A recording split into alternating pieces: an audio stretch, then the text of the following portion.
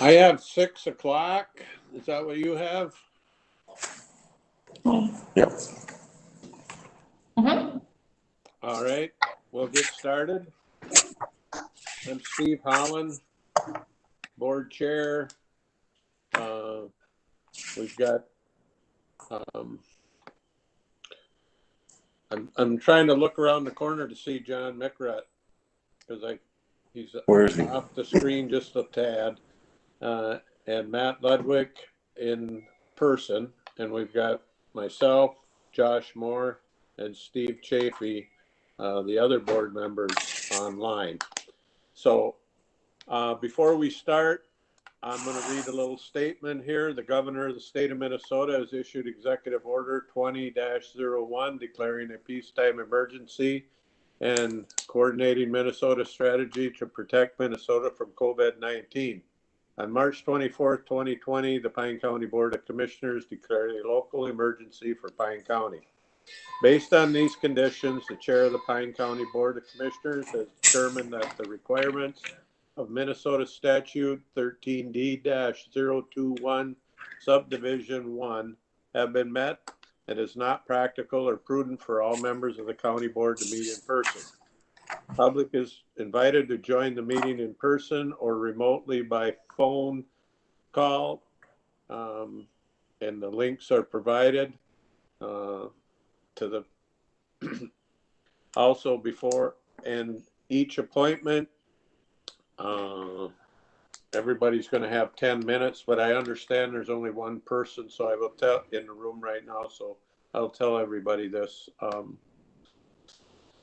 Anyway, we'll call the meeting to order and we'll rise for the pledge of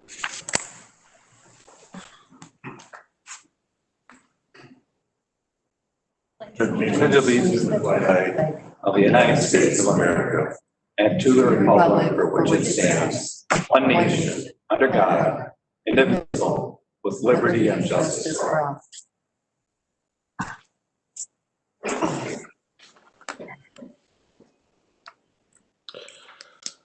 Okay. The Board of Equalization oath. Lori, are you going to read that? Nope, I'm going to read that. Kelly, County Auditor, Kelly Schroeder. And so, commissioners, I have the oath that you need to take. And so we'll go through that. And then at the end, if we can each just say, I do. So we, Stephen Halland, Joshua Moore, Stephen Chafee, Matt Ludwig, John Mickrat, do solemnly swear that we will fairly and impartially perform all the duties enjoined upon us by the law as members of the Pine County Board of Appeal and Equalization for the year of 2020. I do. I do. I do. I do. I'm not sure if I heard Chafee. Am I muted? I'm sorry. Oh, there's Steve. We should be able to hear you now. I do. Okay, sounds good. I do have a signature form, but we'll just have the people in person sign and then note who's virtual. Thank you. And then we're going to, the purpose of the meeting, is that you, Lori? Yeah, that's me. Ryan, you want to put it up on the screen? That's the PowerPoint.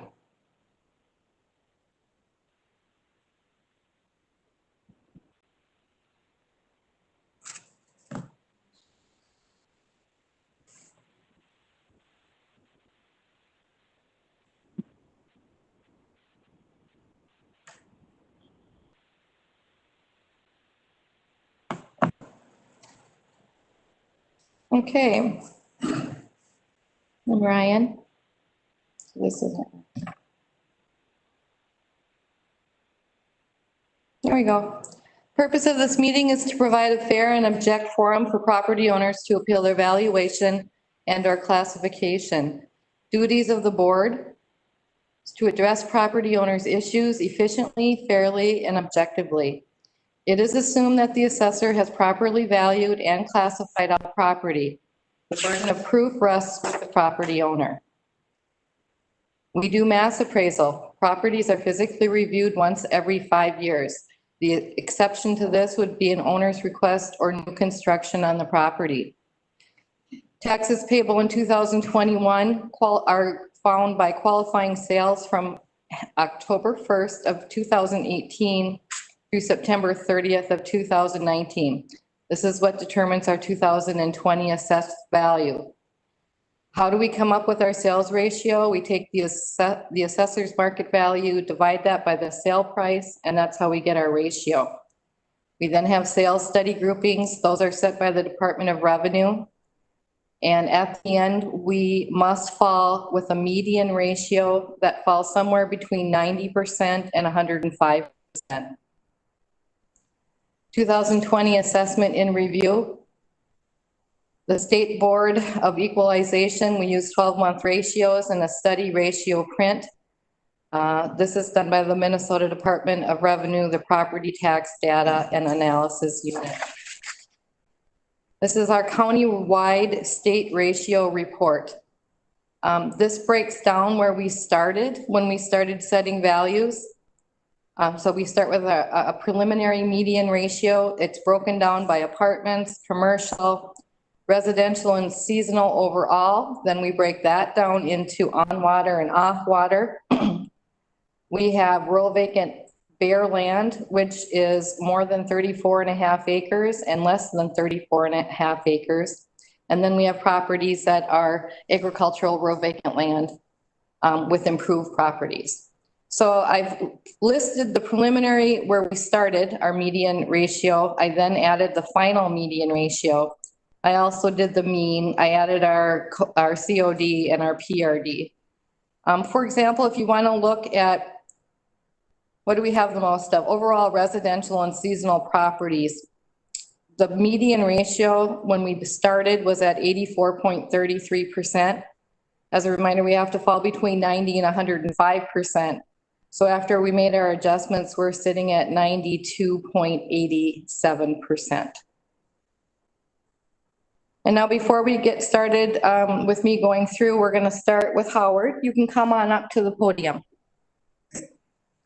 Okay, I got a question for you. Last year, I told you about a property that sold this 117,000. You had it taxed at 170. Did you do anything about that? What property is that? That was in Hugo. I gave you the property number last year. It was just breaking down, faking it. You were just faking it, weren't you? Hugo, Minnesota? No, Hinckley. In Hinckley.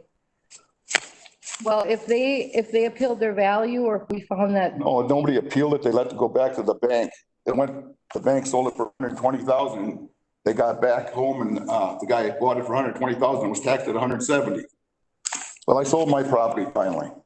Okay, I was wondering about that. Yeah, you were wondering about it. Okay, I sold it for 475,000.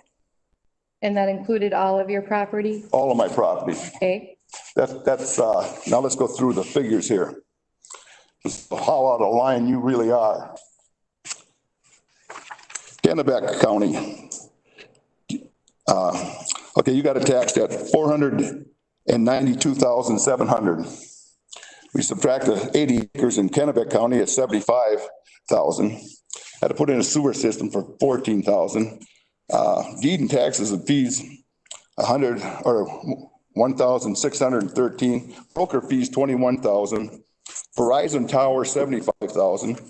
So actually, my 492,700 is down to 275,000. Did you put Now, the you are Verizon? just like a rabid dog. We got to take all of you people from the county out behind the barn and do what we do to a rabid dog, taxing me like that for over these years. Mister, Something wrong with you. that's enough of that talk. No, it's enough. What do you mean it's enough? You idiot. Taxing me double? You got a bunch of idiots down there at the courthouse, just like the governor. Now you're going to tax everybody more so you can build up Lake Street again, right? Because the cops are a bunch of chicken shits. I'm an old man. Sir. Back in 1978, when the niggers were rioting on Lake Street and the bikers had guns and stopped them. Then they went to Minneapolis and started burning that. Then they went to cross the Plymouth Avenue Bridge and the Polacks were all there with guns and stopped them. Why don't you stop them? They're wrecking our taxes. I'm so glad I found some idiot to buy some fucking property in Pine County. I'm so glad to get the hell out of here, you bunch of idiots. Thank you, sir. Fuck you.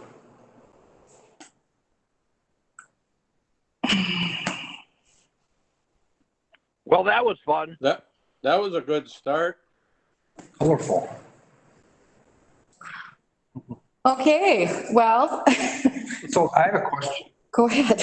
I want to go back one slide, or no. The overall countywide, The countywide ratio, yeah, the residential SR, whatever, you said it ended up at 92.87. yeah. Is that our final, or what's this final mean over here? This other, Yeah, so why do we have two finals? so because we use the median, that gives, that's what we use to set our final ratios. The mean is when we take the average.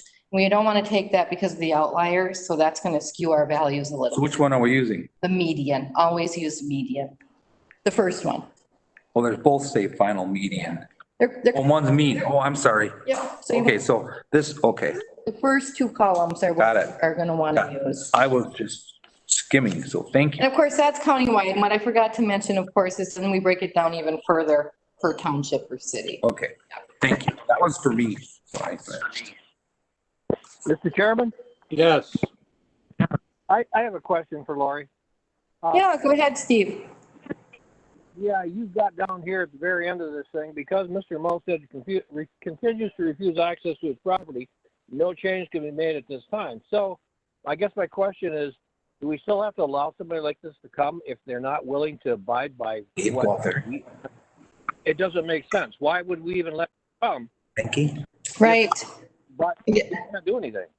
right. And although they know that, they still have the right to appear. Okay. And so But- we'll still repeat the same thing. That He sold it now, so maybe. he has sold the property. That was going to be part of something I'll talk about. There was a pending sale. Yeah, I We can know, but the Jump department, ahead if we're running ahead of schedule. Yes, we actually could, because Javon Parker is coming. Okay.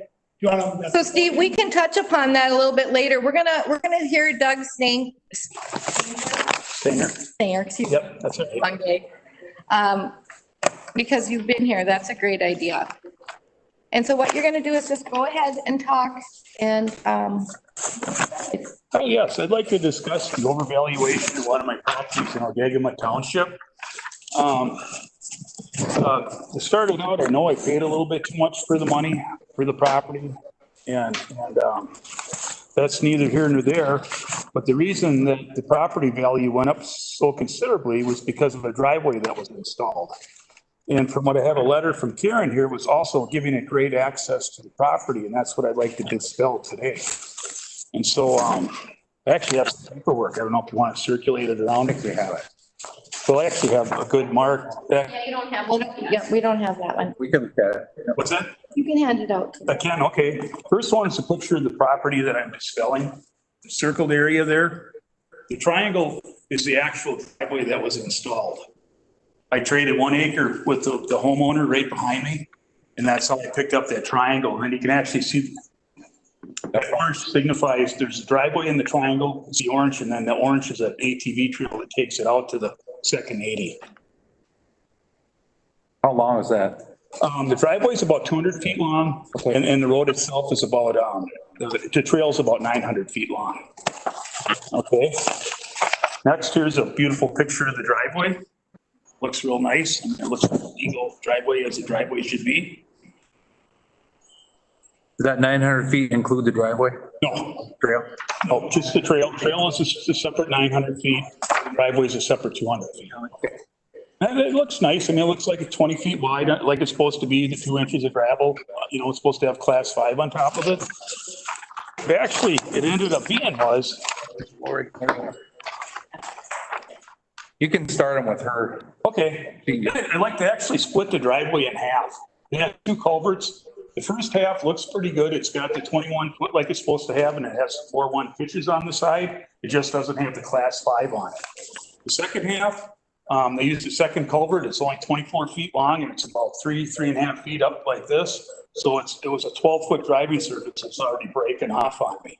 So it's not much of a driveway. The culvert needs to have 20 feet added to it, a bunch of gravel brought in, and then class 5 to make it an actual good, dependable, a driveway that I could use to drive in and out right now. I can drive my little baby car in there, my track loader, or my ATV. So here's an example of what it's not class 5 on the road surface, but it's soft. They didn't even pull all the black dirt out from underneath when they did the front part of it. But then you can see where it's eroding on the side, and it's just big chunks of gravel. It's not an actual finished driveway like what Pine County required. So I believe it's supposed to be 20 foot and then 4-1 pitch on the sides and then have black dirt, and so you can grow vegetation. And then the third, I'll try not to ramble on to here. So now you get to the trail, 900-foot trail right here. And there's a series of 3 low spots in there. And the low spots, it's an alder brush swamp, but the trail's overall 8 feet wide. There's 3 low spots that together equal about 400 feet. Okay, on the driveway, talking to a road contractor,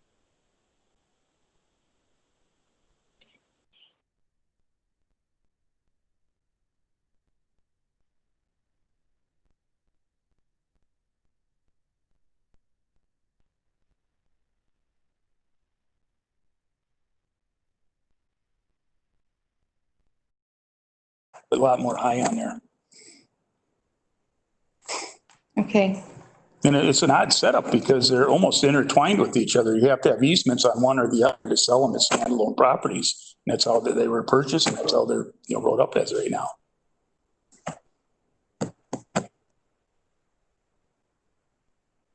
So we're just gonna do just hang on then and I'll. Yep, and so what will happen now is we'll go through all of the appointments. Okay. And then at the end of the meeting, the commissioners will go through and make their decisions about what they're gonna do. And Is that where we can have more I discussion? will get a letter out to you. Yes. Okay. A formal letter to let you. Yeah, I know. So, You can also call to me and myself. listen too. We call into the meeting tonight? Yep, yeah. Oh, I didn't get that phone number. It was on the door. Oh, okay, I can get that. All right. Thank you very much. You had a good presentation. You did. We like listening to people that are reasonable and we will consider, what you've presented to us. Yep, and I'm just trying to be fair and use some common sense. Yeah, so are we. Yeah, okay, appreciate that. All right. All right. Is he gonna wait? Thank you. Is he gonna wait? Take it back? I don't need it. No, we'll keep it. I made dual copies of everything. I'll keep it for you. All righty. All right. Have a hard drive too. Thank you. Thank you. So Jeffrey Nelson is next. Tom and Sharon Gorman were at 6:35, but we're running a little ahead of schedule. I know a gentleman just walked in. Who was that guy that was just here? Stanger. Oh, Stanger. Yeah, he got here before the meeting started, and so instead of making him wait an hour. Okay, yep. Mr. Nelson is here. If you want to continue rolling with folks who are here. Yeah, that's just fine. We're gonna hear from Jeff Nelson next. Okay. We're kind of jumping out of order here, but if they're here, we might as well get started.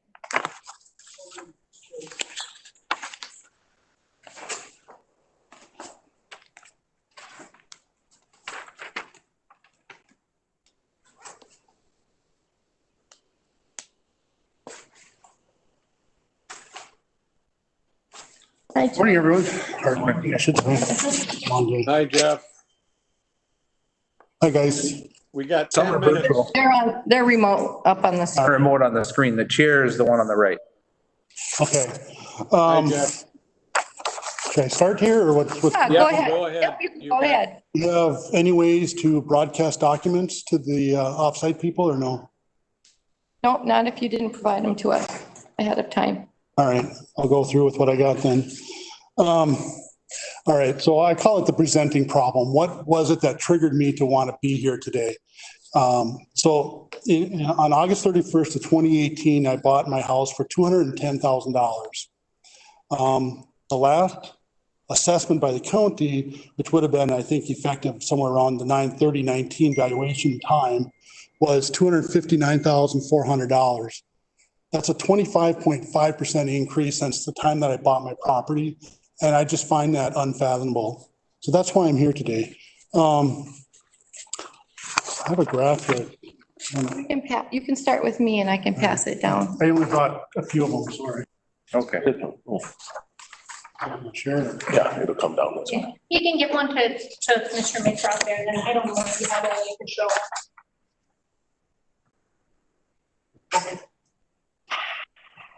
All right, so what I did here was I just did a simple graph. This was my next step. And basically the top blue line is the different assessed values by the county.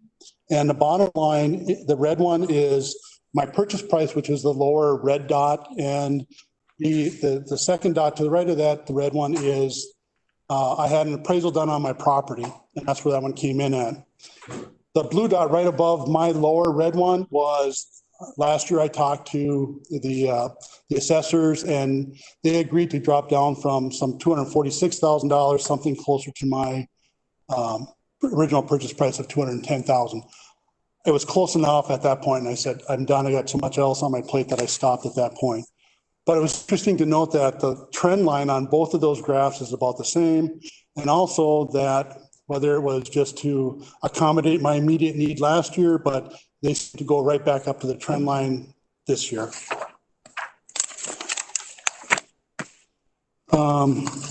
So chronology-wise, on April 28th, I sent an email with the valuation notice and the cover page of my appraisal that I had done. On the 29th, I had sent a follow-up email with a full set of the full copy of the appraisal, my appraisal.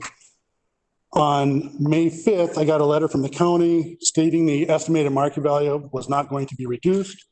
The mass appraisal method was once again referenced, and they were very critical of my appraisal that I paid for.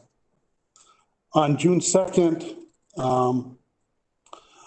my appraisal was not accepted, so I wanted to understand how they were getting at the county's number at this point, since they weren't taking my number. So I requested the detailed calculations that supported the county's value. On June 9th, I received the field card, but once again, there was no backup for the detailed calculations. Yes, it had an inventory of what my property looked like and what was on it, but it still didn't tell me, how did you get to that number? So I did the follow-up. I requested, with the mass appraisal, it's just a regression analysis with a bunch of data points. So I requested the regression formula and a data set that was used for the mass appraisal calculations. On June 12th, I received an email from the county saying that the field card was provided earlier, showing details of the evaluation. The mass appraisal method was again referenced. Disconcerting to me was, and I'm quoting this one, in the end, it does not matter how our value is determined, but what the estimated market value is. At this point, I wasn't sure. Well, are you using the mass appraisal method? Are you using market value? How are you getting, well, okay, fine, call it market value. How are you getting at the market value then? I still haven't gotten that answered. The field card. The one comment on there says the overlooks the small unnamed lake. It's not a lake, it's a pond. It does not meet the definition of a lake per the DNR. Most of that pond is 18 to 24 inches deep. There's weeds all around it, and there's no wave swept shores. It is a pond, it's not a lake. It's also not listed on the DNR's list of lakes in Pine County. So without the data set, I did a sample of the properties that were around me. Let me get it here.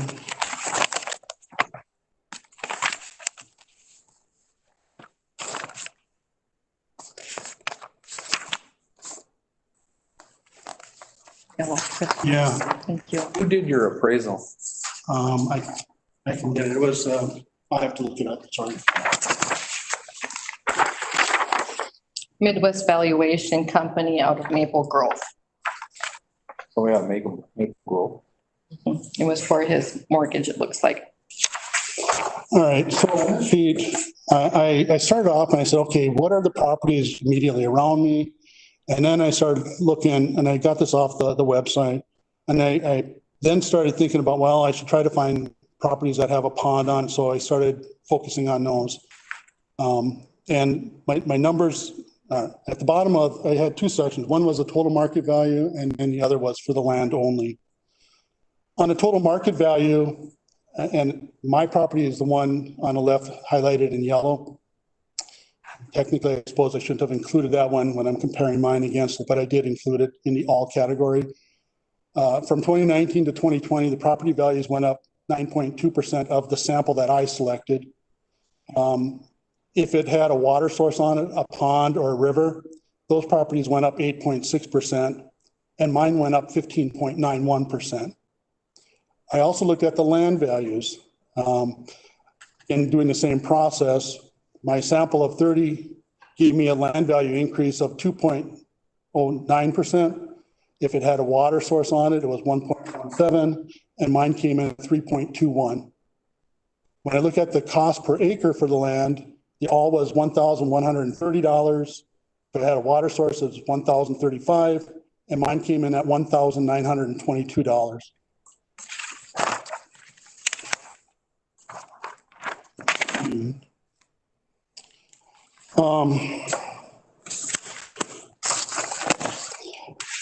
The standards for mass appraisal of real property, I looked up that, and on section 3.3.1 under property characteristics, you're supposed to be picking up stuff, but I didn't see anywhere where it had the proximity to railroad tracks.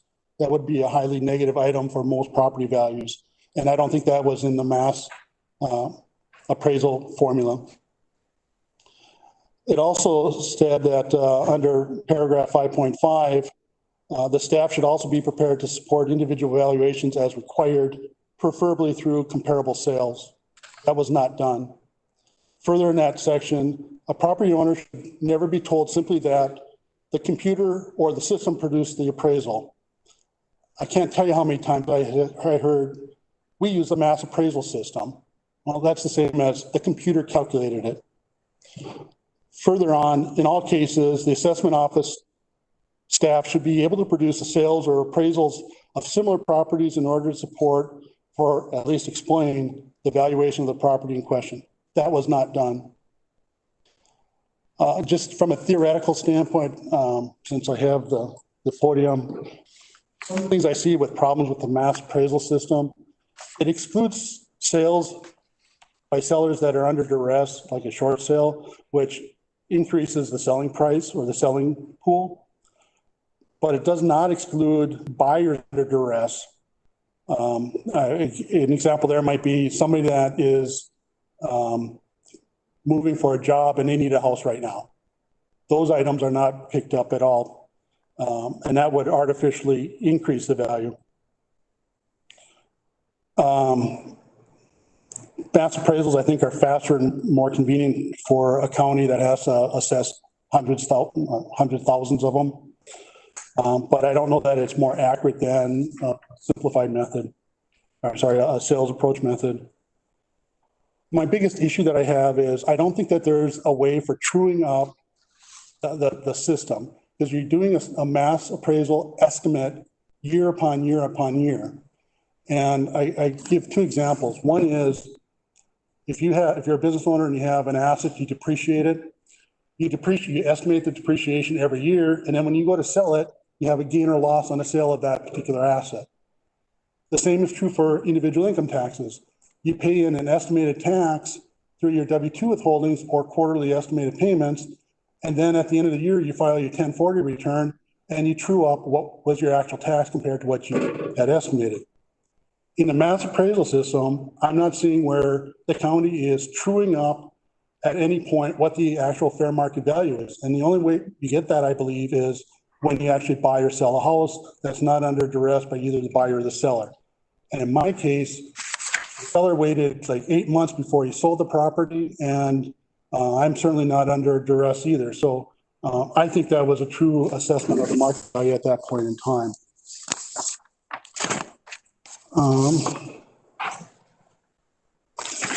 I'd like to, got one more chart here, I think.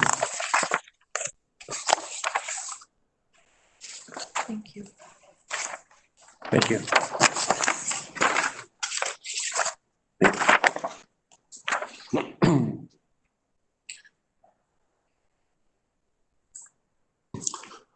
Okay, the numbers.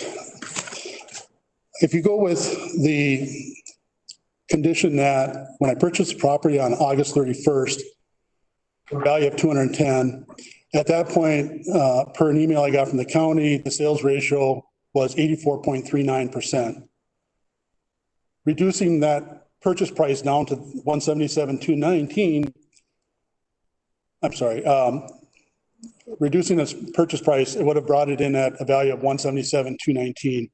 And that would have been consistent with all the other properties on average for the county, since they were all undervalued. And assuming my 210 was a true fair market value. I also read that from the county that there was a 16% undervaluation that they're trying to make up. So if you take the 177,000 and inflate it for the 16%, you come up with 205,574. Also in the email said that the sales ratio for Nixon Township, where I am located, was still 91.98, so still below. And I can only assume that number will come in the future also. But if I inflate the 205, that gets up to 223,499, which is really close to my appraised value of 225. So I've rolled forward your sales ratios from my purchase price to the appraised value. Looking the next section, I'm talking about the purchase price to appraised value. I bought it at 210. At 9.3% annual increase, it comes up to 225,000. That appears to be pretty reasonable. The average of my sample of 30 came in at 9.2%, which seems again to be pretty reasonable. I looked at Zillow. Zillow was, when I looked at it, was valued on June 9th at 225,949. My appraised value is 225, a difference of 949 at a 0.4% change. Doug, are you getting near the end? Yes. Okay. Got one more section here. The appraised value to market value. My appraised value was $225,000. The current sales ratio is 91.98. So my proposed value is 206,955. That's the end of my presentation for now. Okay, thank you, Doug. I'm Jeff, by the way. Or Doug. That's fine. Doug was the last man. Yeah, so you can go ahead and we'll have you leave. If you want to call in and listen, we will be discussing this later after all appellants have been heard. After all the what has been heard? The people that are coming in to appeal their values. One more section. There was, the appraised value was critical. The county's response did not pick up the fact that the top level had 1 bedroom, 1 bathroom. The appraised value or appraisal had the second or the lower below grade had 1 bathroom and 2 bedrooms. They were critical of they were comparing my garage apartment to a pole building. County said that my garage apartment was valued at $5,000. No, that was the marginal increase, not the $5,000 for the garage. The square footage looked to be a typo. On the back charts of the floor diagram, it said 1,000 some square feet, and it had 500 and some on the front of it. And if you assume it's a typo, all the numbers make sense, and the marginal change in square footage between comparable properties was $30 per square foot, properly accounted for. And there was one other point, and I forget what it was here, but I believe my appraisal was valid. Thank you. Jeff, have a good night. Thank you.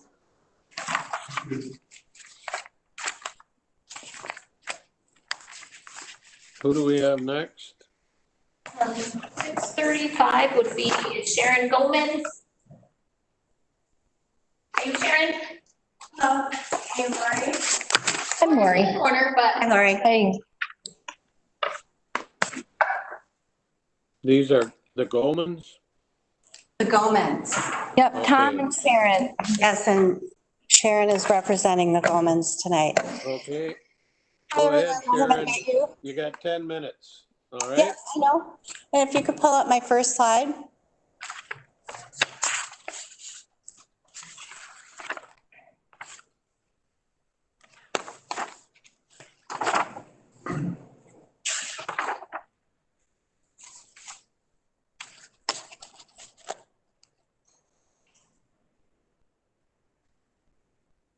I have it on a jump drive if you need that. It's probably a PDF.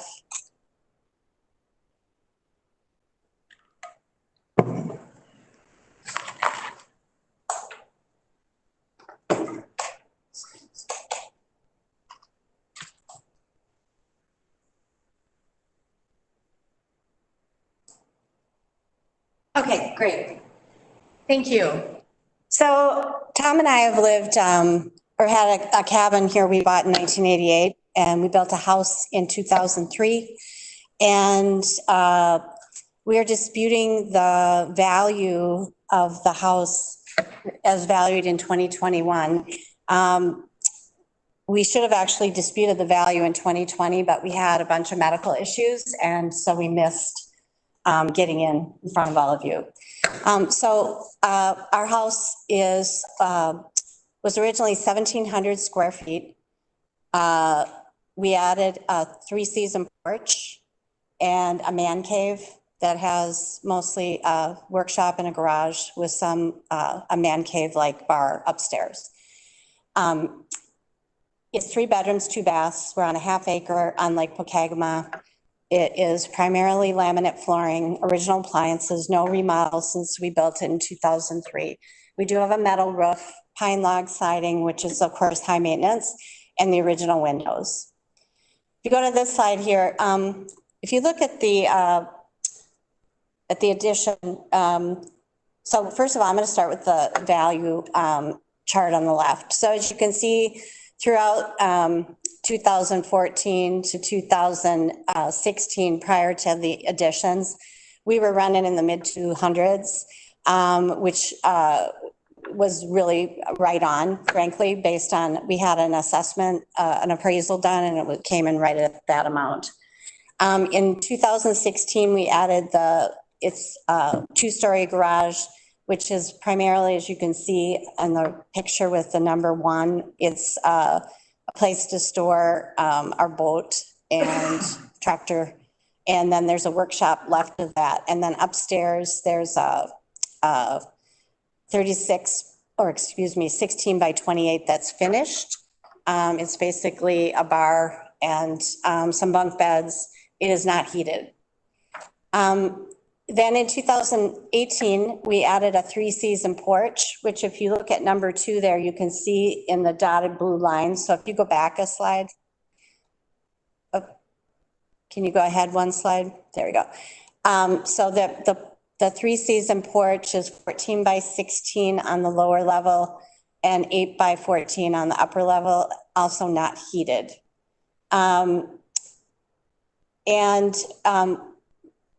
In 2019, between those 2 additions, the value went up about $100,000, just under, which we thought, given what we did, it's probably very fair.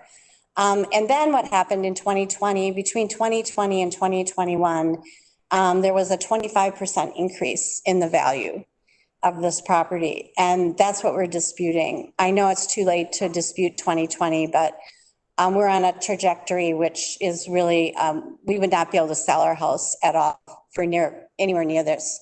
And let me show you some existing other properties on the lake. So this, I don't know if you're familiar with Lake POKEGAMA, but it's just west of Pine City. There's been a lot of tear downs, and here's an example of a large house that actually sold for $403,000 in 2017.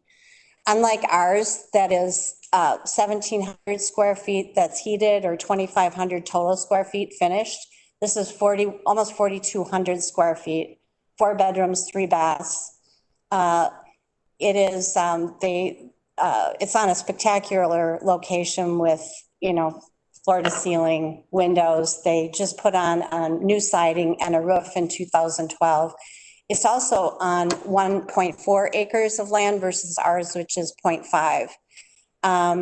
They have beautiful, not only landscaping, but granite steps to the lake. And a 3-car garage that's pictured on the bottom right with totally finished and heated upstairs. If you just go back one slide, you can see that the estimate on that property right now is $456, okay? So a 13% increase in value since 2017.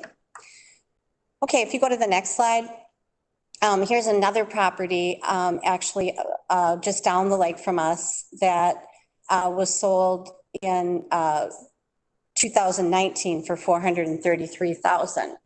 And if you look at the property, it's close to 3,000 square feet. Again, that's finished, heated. Ours is 1,700 square feet, finished and heated. And I just pulled this right from the ad. I didn't write it. But I think the big thing, it was totally remodeled in 2011, and they have custom maple cabinets, hickory hardwood floors, custom blinds, and what I would call Class A inside stuff. We have laminate flooring primarily, and we don't even have any blinds except the ones you get at Walmart. So no custom blinds in our house. And if you look at the increase in value on this property, a 2% increase since 2019. So if you go to the next slide, this is a brand new home right actually next door to us. And it just finished, and you can compare the two living spaces. And this was appraised at the same amount that ours was. And it's, we don't think the value of our home is appraised properly. These are beautiful homes. We'd love them, but, and if somebody would buy our house for that amount, we'd be thrilled, but it will not happen. So if you go to the next slide, the other thing about Lake POKEGAMA, I don't know if you all know, but it is a lake that floods quite a bit. And we're in that flood zone. So every year, and I've done the assessment, it floods up to our deck. And that's a big reason why people don't want to buy property on that lake. We also have issues with bogs that will land in your property. But most of, less than 12% of the homes on Lake POKEGAMA sell for over $400,000. This is just a listing of the ones that have sold recently. So what we're proposing is that the value in 2019 that had already been assessed after our two additions, we're recommending that an increase of 2%, similar to the other property that's just down the road for us, that would put us at 367. Versus the proposed now. We actually had Molly come out and do a walkthrough again, and she was very apologetic. She said, you weren't here when I came, and I thought this 2-story garage was all finished. I didn't realize it was a workshop and a garage. I thought that you had Brazilian wood in your living room, and it's laminate. She thought that the porch was heated and the upstairs was heated, and it's not. They came back and lowered our 451 by only $16,000. And I think the biggest challenge we have is we don't understand where this number came from. And when we look at comparable properties, there's only 3 other properties on Lake POKEGAMA that are over $400,000, and they're much nicer than ours, and we're just never going to get that value. And the other thing is, my husband just retired. We've been homesteading, and now that it's been valued at over 414, we don't get any homestead credit whatsoever. So our taxes, if you want to go back to I can just tell you they've doubled in 5 years. So we're over $5,000 now. Excuse me, not doubled, but they've gone up from $3,500 gone up $1,500. And I don't know what they'll be in 2021, but at this value, probably $5,300. I can tell you we paid less than that when we had our home in the Twin Cities. So I'm you know, we're here. We don't think it's fair. We're hoping that this committee, I believe you're called the Equalization Committee, and I'm just hoping that we can be treated fairly. Any questions for me? Thank you very much. You did a very good job in your presentation. Oh, thank you. In our county, the Pine County Board has all been trained to sit on these committees. And so you're talking to the Pine County Board. So. Okay, thank you. Thank you very much. There you are. The man behind the curtain. Okay. Yeah. What will happen now is at the end of all of the appointments today, they will discuss and make a decision about what they're gonna do with the evaluation. And okay. We'll, as the auditor, be sending you a letter out to let you know what the result is. Okay. And I was told I could stay for that. Is that true? Yes. Well, because of the the situation we're under, we aren't allowing people to stay in the room. You can dial in the number. Oh, I'll dial in. That's fine. You can no problem. I totally understand. Yeah. I get it.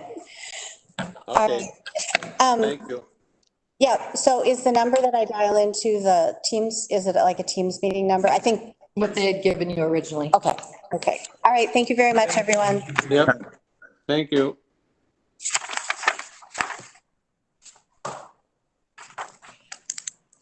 Are you, the lights just come on? I was looking down and all of a sudden the world was bright. You've got. We're doing okay. Yeah. What was your name, sir? Are we on schedule now? Okay. Denton Dawson, is that who's up now? All Yeah, right, you you wanna got move on to 10 Denton? minutes, Denton. Okay. I don't have a major presentation for my property. I'm over on the west side of Lake POKEGAMA. I've had a lot there that does not have lake shore. It's a lot. I've had it for almost 40 years. And my tax estimated market value has gone up 110% for next year. So using the present tax rate as near as I can figure, the tax rate, my taxes would probably go from about 340 to probably somewhere in the neighborhood of around 700, 750 next year. I've done nothing to the lot, absolutely nothing. It's a 60-foot lot, does not have lake shore. It's right near the point. And if we use a minimum tax increase of, let's just say 4% per year, within the next 3 years, I could be looking at somewhere between 125 and 130% tax increase. How high is high? When you start, 3%, 5% of what? I mean, how high are we going to go here?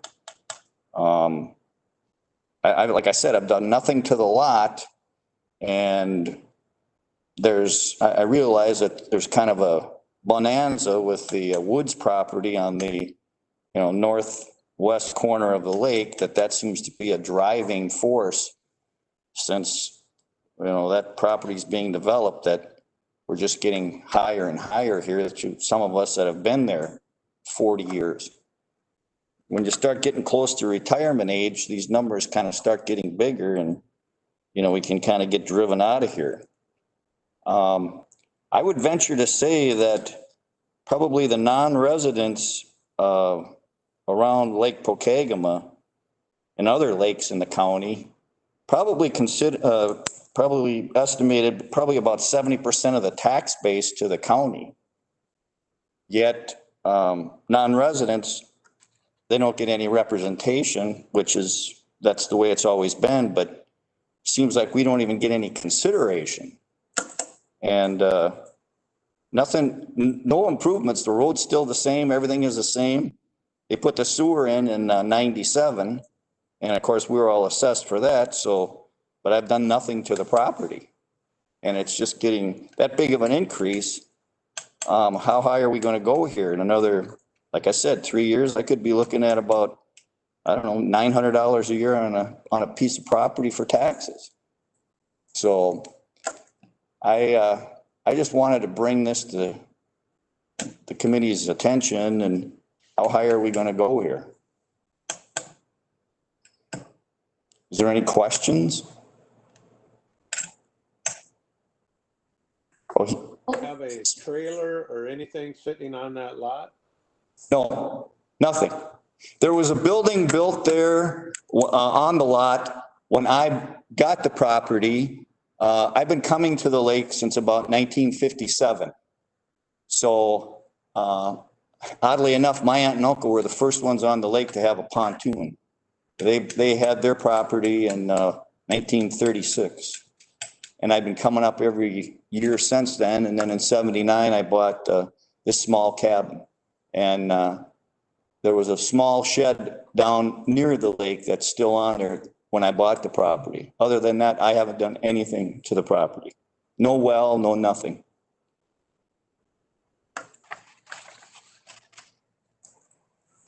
How long was it classified as a non-conforming lot? Never been. Yes, I mean, the value increase was explained to Denton at least 3 times that I'm aware of. Well, there was something about some buildable lot. All the lots are the same through there. All the lots are 60 feet. We originally had his site value at 25% with notes in our system saying that it was a non-conforming, unbuildable lot. And that is not true. We've talked with both the county zoning and POKEGAMA Township. Okay. And so that's why the change was made. And that's why he saw such a huge increase. It was something with the township, some, I don't know, statute or Ordinance ordinance 161 or something. 6.1.1. Yeah. And I'm not sure, I was never aware of that. I mean, Yeah, okay. yeah. But it's, the numbers are still the numbers, 110%. So how high are we gonna, 3 years, 5 years from now, I could be looking at 150% increase in 3, 4, 5 years. And If you were going to sell that lot today, what would you be asking for it then? I don't know, but if it's sold for 58,000, will the taxes be reduced? If it was a qualifying sale, it would be put into the sales study. And we'll be looking at that. Yeah. Here again, when you sell something, car, real estate, whatever, it's worth as much as you can get for it. When we talk about 10 years ago, 12 years ago, when there was sales, there wasn't very many adjustments that were made when people were selling their homes and getting as much as they could get for them. You can call them what you want, short sales, foreclosures, whatever, but that's what they were selling for. And I don't think that a lot of counties took that into consideration. They didn't lower what they were selling for. They still kept the same value for taxing. And whether that was right or wrong, I'm not here to make that decision. But whenever something sells, the counties, I'm not talking about Pine County in particular, but the counties keep the numbers up for sales. And then when they're sold less, they don't reduce them. So, your neighbor's house sold for 400,000.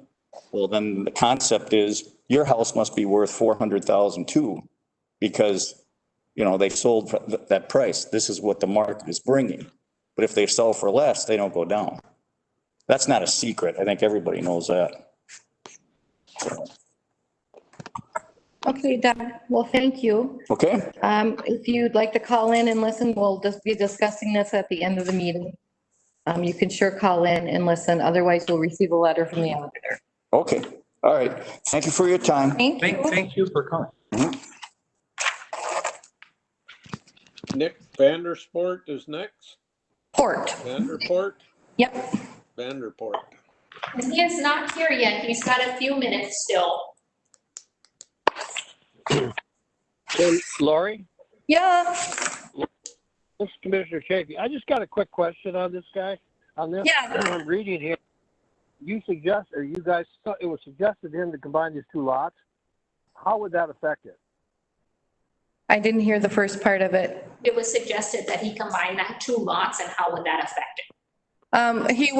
It would drop his value with the site. And that was suggested to bring his value down, and he won't do it because he can make more money selling them separately. So. Okay, so that leads me to my next question then. If he combines them, does that mean he could never sell those separate again?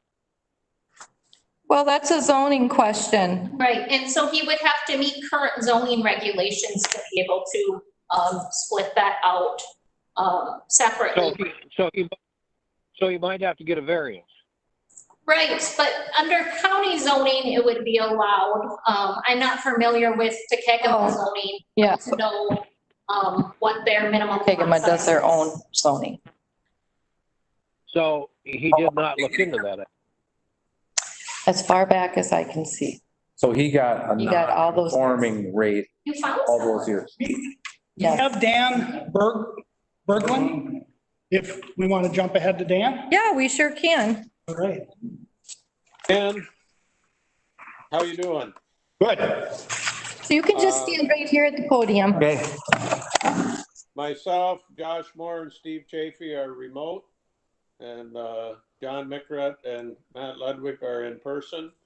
So you've got 10 minutes to plead your case. Okay. Ready, go? You're ready to go. Time's running, no. Go ahead. Okay, this is, it's my 80 acres up by Duxbury. And I'd just like to say first that I purchased this land in the 80s when there was a drought. I mean, the whole 80s was really a severe drought. So I assumed it was higher land than what it is. So I never really complained earlier. But now in the last 20 years, most of it has been underwater, and most of it is, almost all of it is wetland. And I've got a map here I can show you. There's only probably about 10% of it that never gets wet. The rest of it always does. Every year you can count on it. How many acres do you think are wet? 80, 85. You think 85? No. I'm wet? thinking 90, excuse me. I'd say 70. You think 70? Can I show you this? Yeah. Okay, the hash mark stuff is the stuff that never gets wet. The rest of it always does. Okay. I would have figured it out, but it was too many loose angles. People staring at you. No, I don't mind that. Hey, Dan. So you can Yes. keep talking. I'm just going to pull up my beacon and take a look here. I'm just curious, are there like black spruce or tamarack or anything growing on it? Black ash? No, not much. There was a lot, but most of it died because there's been a beaver dam on Johnson Creek for the last 10 years. And most of the trees on that side of this 80 are dead, have died from the water. And it's inaccessible. We can get as far as our gate in the springtime or when it rains a lot. We can go in about a foot onto that property without going into water. I can see it's wet. And you can't go in, and you can't go in the spring because the water's too high. You can't get to the property. You can only get to the gate. And you can't get there if we get like a 5-inch rain or heavy rain, you can't get to the property. And you can't get in when there's freezing because the creek is half frozen and you can't get in. So our main thing to get in is early in the fall during hunting season and not until the middle of winter. And then possibly in the summer if it's not a wet summer. But the property that I have, I enjoy the little strip that stays high because that's where our road is and that's where we go. But a good 80% of that land is wetland. And anybody wants to come and walk through it with me, you can put your boots on, up your knee boots, and we can walk through it. And you can see on this map, you can see where high ground is because of all the trees. See, this is my property, but you can tell that's high ground. The rest of this is all low ground except in that little area there that runs along that area. So is it valued as highland, the whole 80? Yes. Most of it is. No, that's incorrect. I'm sorry to interrupt. We have, so this is one of Bob Brewster's areas, and we've got 50 acres of low ground. Okay, So we have a lot of low ground. and it's actually about 70, Well, if you look at that. when I turned on our wetland layers on Beacon, which have been updated in September of 18, I saw a lot less low ground, and I actually questioned that and talked with Bob this morning. But he didn't feel that we needed to bring it down, and he felt that you were right where you should have been with the 50 acres of low ground. Well, I would sure dispute that, and I would take anybody out there to walk after any kind of rain. Did you call Bob or contact him at all? No. You got back from Arizona and I got that, and I should probably go talk about it. Okay. So probably what you're doing is comparing it to my neighbor's property that sold for $200,000. But those two pieces of property are not comparable. Nope. We literally look at high and low ground, and we can do that through Beacon with our updated layers now. So am I able to keep this? Yeah, I can. You're done? I can make Because I'd sure like to give it to Bob. Yeah. Yeah, thanks. I talked to Bob about But it. you can see there's no trees on almost all of this, and where there are trees, this has all been flooded by beaver in the last 10 years. And so that's all been underwater. That's always swamp. That's always swamp. See, and I'll show you what we have here in Beacon. Let me get this off. So this is what we look at. And I turned on our wetlands layer. So this is your parcel. And this is what it shows.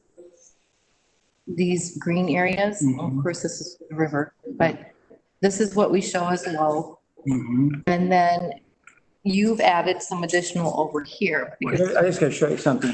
See this spot right here? Here's my shack and there's a trail here. My dad, 4 years ago, buried his truck right there. And that's not considered wetland on yours, but. No, but Bob accounted for that because this only adds up to 16 to 20 acres, 24 acres. And he's literally given you a lot more of low ground. So if I'm 60% low ground, it's still worth $90,000. Well, you've got 80 acres here with an $89,000 value, so about $1,000 an acre. That just doesn't work out with the wrong wetland. Okay. You know, you can have whatever you want on that graph, but. He isn't, we're not even valuing you at the higher wooded acreage.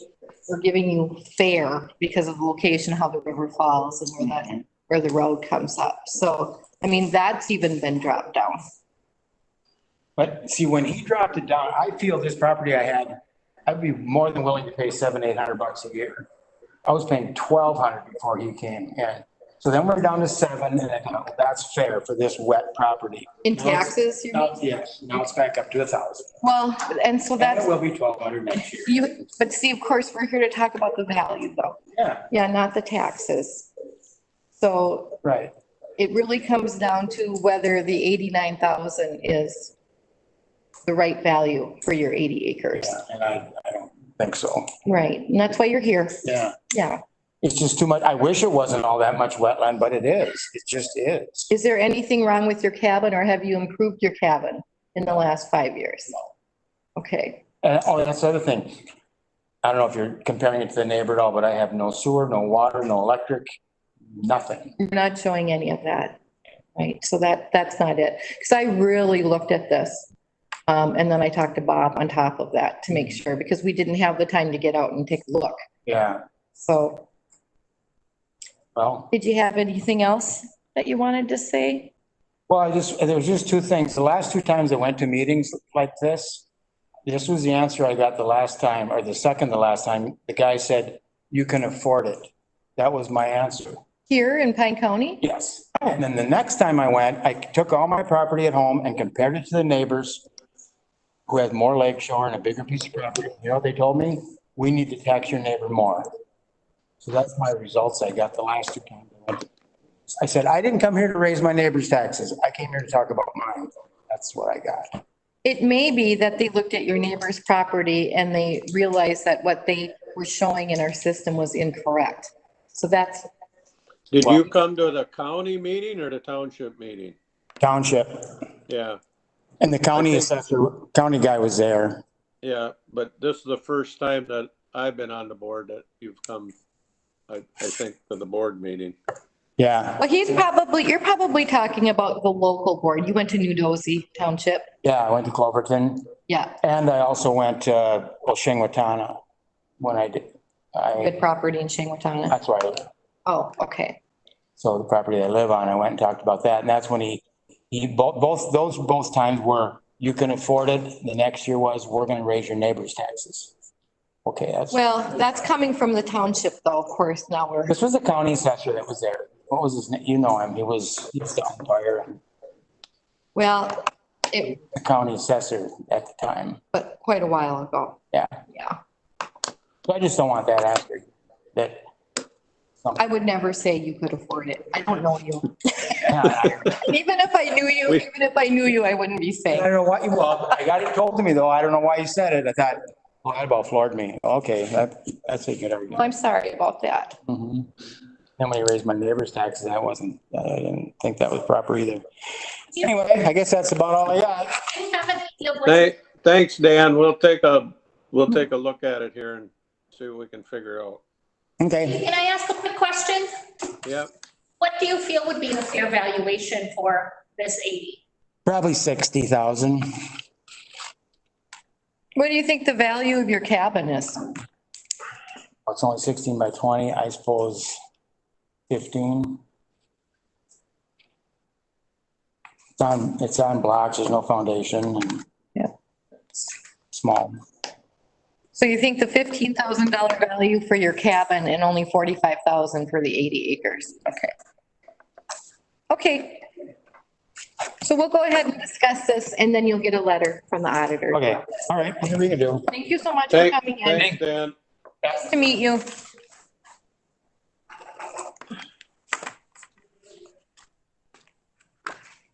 Did Nick Vanderport show up? Oh, I thought Dawson too, right? no, we already heard him. We did Dawson? Yep, we've done everyone now but Nick. Oh. Nick. Hello, Hi, come on here. You can stand right here at the podium. I'm Lori. Lori. Nice to meet you in person. Cool. Yeah. So what we're gonna do is you're just gonna go ahead and talk about what you feel your value should be. And then when you're done, we'll have you leave. We'll discuss it and then you'll receive a letter from the auditor's office with our decision. Okay, Okay? sure. Go ahead and get started. Well, 152,000 was what they wanted to, and then they lowered it to 149 because they found a mistake. But, I mean, I was set to go up 19,000. Now I'm set to go up 16,000. That's quite an increase. I only paid 137 for the house. You know, it's like 13% increase or so. It's kind of, to me, I looked at some of my neighbors on Beacon there and it went 9,000, 8,000, 5,000. Somebody went up 14,000, 11,000. Somebody went down 4,000. Somebody went up 1,000. But, you know, I'm the winner of this. I'm winning the high, you know what I mean? I don't know why my house, it's on a, you know, a dead end road, which is nice. It's got the road goes through the property, but it's nice. It's bad at the same time. I got a road going through my property. In the wintertime, the snowplow driver plows all the snow up to the back of it. You can't go back there in the wintertime. With the spring and, you know, it's flooded back there. You can't even drive back there. People park in my road there on my property so they can walk back to their hunting stands and go hunting back there. The house itself, it was poor, you know, the words of the guy who had lived there, one of my neighbors for years, said the guy built it real quick. He said he put it up in a couple of days. Another neighbor said the last 10 years, the previous homeowner let the place go to, you know, to crap, basically. You can see it in some of the pictures. It's got 2x4 walls. It's got that brown foam stuff, and they put new siding on it. You can't do that with that brown foam stuff. The guy took a lot of shortcuts. He put a few Band-Aids on it. And if you look at the pictures on the real estate or you know, where you look at homes when they MLS. list homes, you can tell Molly went out there. She said it was a professional photographer that took those pictures. And she went out there last year. She came out and lowered my assessment down to 133. And, you know, now it's set to go up to 152. It's like a $16,000 increase. I just don't understand why it's going to go up so high. And you guys aren't gonna discuss that with me. Well, you and I have discussed this and you have discussed it with Molly. What you're seeing is market increases. So that's how good the market is. I mean, she's gone out, she's taken a look, she's reduced. She came out again. Right? She came out again. She's done a very good job, you know, that, and we've worked with you, we've talked with you. You've got your appraisal that originally came in at 140. Remember? All came in and the appraisal, yeah. Dropped it to 142 because they were looking at. Had an appraisal done. Right, but they were looking at manufactured homes in Carlton County, not stick-built homes in Pine. No, that was the market. That was from, I can't remember, not realtor, one of the real estate companies. I can't remember right now, but he said he made the corrections. He sent me a new one, 125 to 140, but I had an appraisal done. I paid $650 to have an appraisal done. And the guy said it was 142. 142, right. And so what did he use for comparables then? Those Carlton County properties? Because you didn't get me a copy of it. I thought I sent you an email. Nope, I didn't get it. Oh, I thought I did, but I don't have internet access at my house. Right, right. I mean, well, I wish I would have known that. But I've got like 6 different comparables now. I got Remax, he's got 3, and then now this Wanton Assessors, he's got 3 of them. So I got 3, I don't know, they're coming up with something. So 142. They're coming up with 142 and we're going to be sitting, I'm assuming at 149. So we're very, very close. It's not a matter of bringing it down to your appraisal though. Remember, we do what I call, mass appraisal. We look at all the sales. So we can't take that and that's called spearing. We can't even bring it down to your purchase price. Well, it was below that before I bought the house. I mean, we take that into account. It goes into the sales study, but the sales have been just so good because we looked at sales. Remember, we've gone through this. But there hasn't been any, but those people that live in my area are retired. Nobody's selling or buying homes. This guy, he sold that house. He bought it to like fix it up and flip it or something. He built a new house in Sturgeon Lake. But the people that live there, I mean, there was an older lady and her husband died and then she passed on and I don't know. And those people there hasn't been any, there's a house for sale on Net Lake, a vacation home that nobody lives at. And every other house up there is a poor quality built home. And there's one for sale in Duquette that's been for sale for months now. It's missing half the siding on the side. Nobody's selling and buying homes in that area that I'm aware of. And I've talked to my neighbors and, I just don't agree that it went up that high. I don't understand. I mean, even your market analysis, homes are selling, what homes are selling? I don't know. What are you basing that off of? What the sales? Right. So we look at the sales right in Nickerson, what's going on there. There aren't a lot, but there are enough that we have to stay consistent with the other townships in the area. And we have to stay in that median ratio of 90% to 105%. At 104, like and a half. Well, but we're talking. After I dropped down to 149, before I was at 107% or 100.1 7%. It seems it's kind of high. I'm just not happy with it. My mortgage went up, almost $80 a month and it's going to go up even more. Are you talking because of your taxes? Yes. Okay.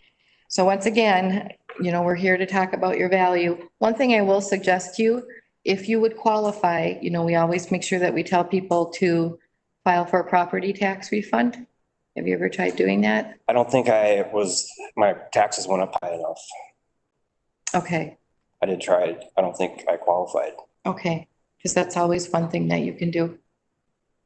So what we're going to do, and unless you have more to say, we're going to be discussing this between us. You're more than welcome to call in and listen if you'd like. Otherwise, you're going to be receiving a letter from the auditor's office with our decision. I can't wait. Can I call in and listen? You sure can. All right. Well. Phone number's posted on the door. All right. I just want to hear what you guys think. Okay. It was nice meeting you. All right, you take care. That concludes our scheduled appointments.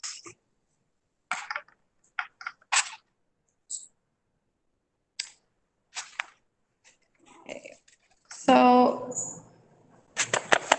we'll start from the beginning then.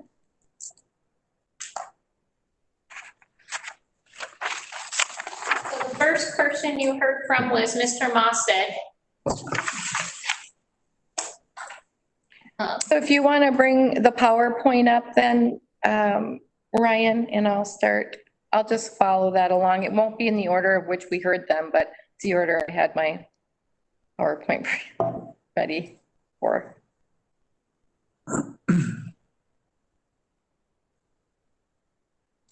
Okay.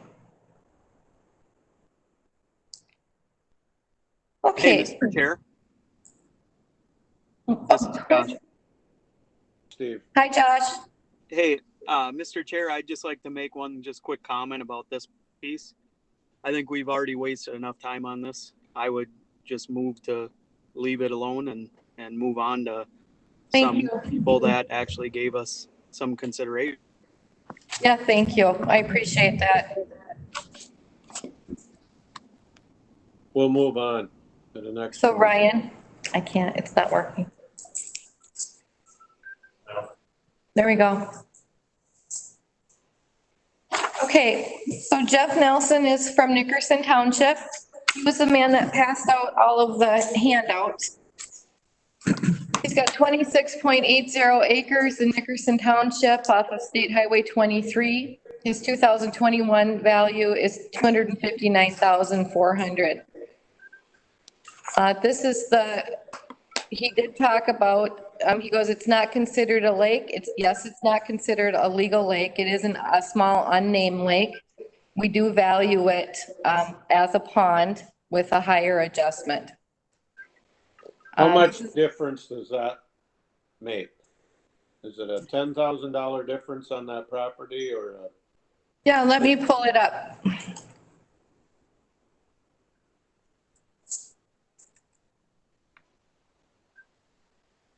$8,500. Okay, so it's not a, it's a. So any pond that's over 2 acres, we give it a 2.0 adjustment. If it's less than 2 acres, we give it a half, a half adjustment. So he is not valued any differently than anyone else that would just have a pond in their yard. And this is more than just a pond. Okay. This is a copy of his guest house that he's got above his garage. So he has 2 houses. He's got 2 houses. He's got this home. And he's got this one. So he's got these 2 on the property. And this guest house has running water and heat and everything? There's only one picture though. Yeah, that was the only picture. I don't think they could get around in the back because it's wooded. So we have another picture of his actual house, but this is just from the angle of the pond or the main lake. So Mr. Nelson did provide me with his refinance appraisal that came up with an opinion of value of $225,000 as of December 17th, 2019. The appraisal used the sales comparison approach using 3 comparable properties. However, 2 of those were from Carleton County and 1 was from Pine County. The sales ranged from 3.07 miles away, which was the Pine County property, to 16.5 miles away. The opinion of value is based on Carleton County comparable number 1. There were a number of things wrong with that appraisal, like he said. The subject has 3 bedrooms and 1 3/4 baths versus the 1 bedroom and 1 bath that they stated. So the comparables all needed a positive adjustment. The biggest discrepancy in this appraisal was that they gave a positive adjustment for the 3 comparables pole buildings, and they brought it up $5,000 to equal the guest house, and the garage. They also use net adjustments when really you should be using gross adjustments. And what I question here is why he didn't look at comparable number 2. That is the sale that happened in Nickerson Township. It had, it didn't have any positive adjustments for bedrooms and bathrooms, so I adjusted that at a $4,000 increase. And that would bring that value, not looking at the guest house adjustment, to $269,800. If they would have used that in determining their appraisal, which I don't know why they didn't, it was the one that fit all 3 categories there. It would have been a minimum of $269,800 for the value, and Mr. Nelson's value is $269,400. He did see a 15.9% increase in value this year, which our market increases. The market is still good. As a reminder, we're looking at sales that happened from October 1st of 18 through September 30th of 19. Nickerson Township saw a 13% increase in their building values and a 3% increase in their land values, which is where you're seeing that 16% increase.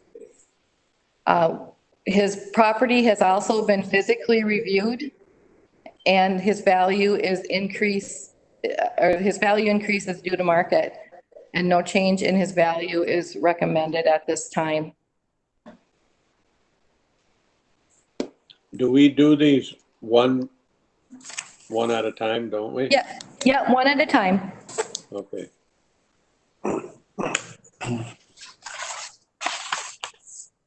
So we need a recommendation or a motion to go with the auditor's recommendation or a recommended change.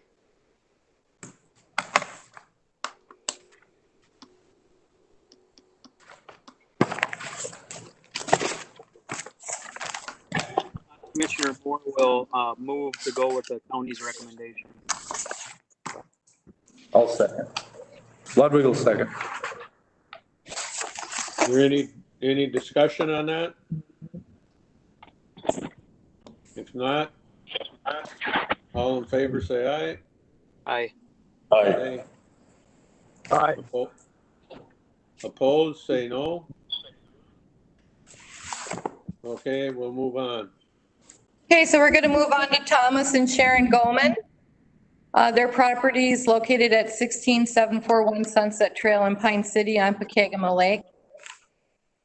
Their 2020 value was $418,700, and their 2021 value is $435,000. This is the garage she was talking about. It's a 2016 finished 28 by 36 garage with approximately 16 by 28 unheated finished living area above. This was originally valued as a 2-story unfinished garage. We received information as to the finish and adjusted our records for taxes payable in 2019. Man cave with 1 bedroom, a half a bath, a bar area, and a living room is what's up there. We were contacted by the owners and interior reviews were made of the house, detached garage, and the area above that detached garage on May 26, 2020. After the review, corrections were made to our records and the Goldman's value decreased from $451,000 to $435,000. So you have to remember when the appraiser goes out to review new construction, if we're not able to get into the home, we have to make assumptions, and that's what was done. The Goldmans contacted the appraiser, she goes out, and we corrected our records, which brought it down then to $435,000. Mrs. Goldman has provided information regarding her home and what she feels are comparable sales. You know, she talked about her original appliances. Remember, those are personal property. We don't look at those. Those aren't taken into consideration when regarding value. The balance of her information was correct. She questions the large increase in value since 2017 and 19. Simply speaking, the building, she added 2018 additions to the house. and adding the garage with the upper finish and that was completely finished, along with market increases in POKEGAMA Township. That's what accounts for her increase. She pulled permits both in 16 and 18. The appraiser went out to the property both times in January of 17 and February of 18 and left notices as to the new construction. Again, she was contacted, did the review in 20, and that value was brought down. She showed 3 properties as comparables. They all sold for over 400,000. That last one, that brand new house, which was next to hers on Sunset. Right, but that's a newly built home that we have only valued at 354.6. It almost seemed like she had more information that we aren't aware of because we haven't done interior reviews. And so I don't want to say that we're incorrect on some of these comparables, but we're going to definitely take a look because I think we're missing some information. But you have to remember that last home, that home is approximately 500 square feet smaller than her home. It was bigger than her home, wasn't it? No, it's actually smaller. And the Goldmans have, let's see, it had the same bedroom and bathroom count. There's no attached garage to the house where they have a 780 square foot finished garage attached to their home. Mr. and Mrs. Goldman, and they also have that finished detached garage with the finished man cave on the second level. There have been a lot of sales in POKEGAMA Township. 11 of them were qualifying sales on the lake. And when we ended up doing our ratios, we sit at 96.95%, which really would be perfect if I could do that everywhere. And again, I am recommending no change. We've been out there, we've looked at it, we've corrected it, and there is nothing wrong with her value. So what you're... Lori? Yeah. Oh. I just was curious, in that man cave, is there water to that? I know it's not year round, but is there water up there? Yeah, there would have to be water because there's a half bath. Well, that was my question. So yeah, what do they do in the winter? Do they heat it in the winter? It's not heated. They said it's not. They said it's not heated, but there is a half bath. Okay. And a bar area, but I don't know exactly what that means. If there's a sink, or I'm guessing. I thought she had a very compelling argument with those comparables because most of them that I looked at, I thought the square footage was bigger and the appraisals were all less and they were newer. But those aren't appraisals though. She's pulling, was it Zillow? Yeah, so those aren't actual appraisals. Now, we've spent quite a bit of time with her on the phone too.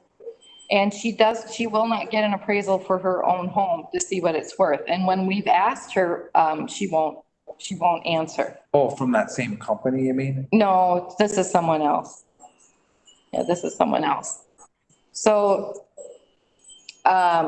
it makes me wonder if we're going to be looking at these other comparables. But you can't just look, it depends on too what she took into account as her overall square footage too. Don't include the garage. Don't include, and she said other, that man, the finished garage with the shop and the bar area finished on top, there's value to that. I get that. I'm just trying to, so, and then the flood issue, what does that bear on their lot? Well, Kelly, you might have to help me out with this because this is the first time I've heard of a flooding issue on POKEGAMA there. Yeah, I mean, obviously it's a lake, it gets high water. So she had noted that it goes up to their deck. And so, this was 2004 built home and the additions in 2018.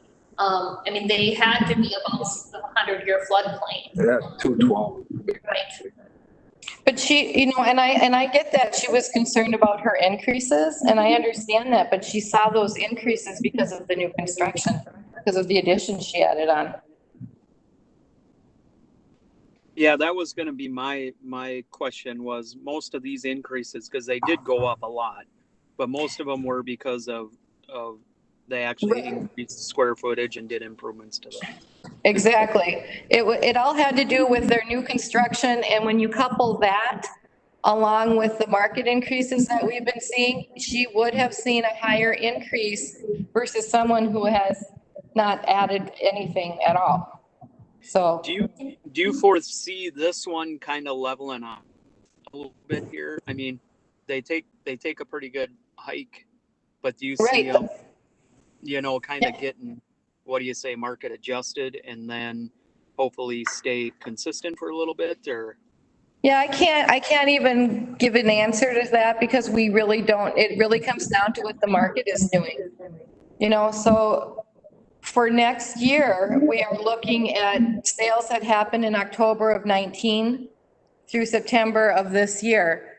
I can tell you right now that October through March, before the pandemic hit, the sales were good. And even though the sales have lessened, I'm still seeing that they're selling more than our value. So there's no guarantee that it's going to plateau or come down, at least not this year, but we still have time to go. Troy, have you noticed any decreases?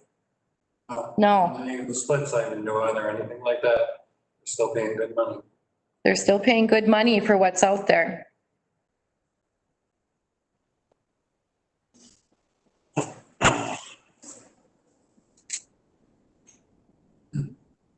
So what's the pleasure of the board?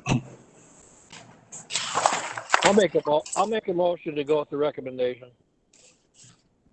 Ricardo second. Got a motion by Chafee, seconded by Mickret, to go with the assessor's recommendation. Any discussion? If not, all in favor say aye. Aye. Aye. Opposed, no. Aye. Any opposition? I hear none. We'll move on. Okay, so we're gonna move on to Doug Stanger. Okay, so he's located in Ogama Township, and he purchased this property, almost 160 acres, separate parcels back on September 20th of 19. He paid $225,000 for the property. This is just a picture of the two parcels. So you can see the lower parcel has access to the road. I believe that's Grace Lake Road, if I remember correctly. And then he's got that northern 80 to the north. He purchased these parcels again in 19 for $225,000, excuse me. Our ratio at that time sat at 58%, which triggered a site visit by the appraiser. At that time, she discovered a driveway with a culvert. Actually, I now know there are two culverts that had been installed to the parcel to the south, and he now has access to Grace Lake Road due to a recent split and reconfiguration of the parcels. Because of this, his value increased. So when I say that, we always have that site, that 1 acre that's considered the site. When you have a site higher value, that means you've got access to the road. You're on a road, and it possibly could be buildable. He didn't have that value. When he bought the property, they reconfigured it, so he actually had access now. So of course, he's gonna have an increase because of that. And the acreage, the 80 acres to the north, his value increased. Now, he didn't have a problem with this increase. And we actually corrected our acreage. We had it in as wooded fair acreage. That means acreage that's more than a half a mile from the roadway to wooded acreage that is less than a half a mile from the roadway, which has a higher value. We added the driveway, but that driveway, it doesn't matter to me what the specifics are, what a driveway is made up of or how it looks. It has a culvert. It's very wide. You may not have class 5 the whole way, but that's considered a driveway at $4,000 in value. His driveway is no different than anybody else's driveway in the township. The point is, he paid $225,000 for it in 2019. Our value for taxes payable next year is 217,200. We're still sitting under what he paid for it. So what is he complaining? I was completely lost on this one. Right. I think he was appealing it because he saw such a large increase. But he saw that large increase because he has access now. And so we had to add that in. He put the driveway. But it's still not up to the market value that he paid for it. We're not up to the purchase price yet. No. Okay. So because of that, I am recommending no change for both of his parcels. Now, a quick question. I was under the assumption, now, the valuation changed so much because he gained access or because a driveway was put in? Because I asked that question about my own piece of property once, is does a driveway make it worth more or less? You know? Right. And I thought I was told it doesn't matter. No, it does. I mean, your driveway is part of your building amenities. And in this township, there's a $4,000 value given for the driveway.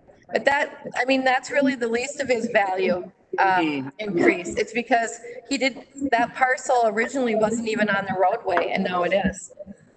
So that's where most of his came from. Right. Access. It wasn't right. from the access. Access created the increase. Yeah, it was because of the access. Okay, perfect. Yeah.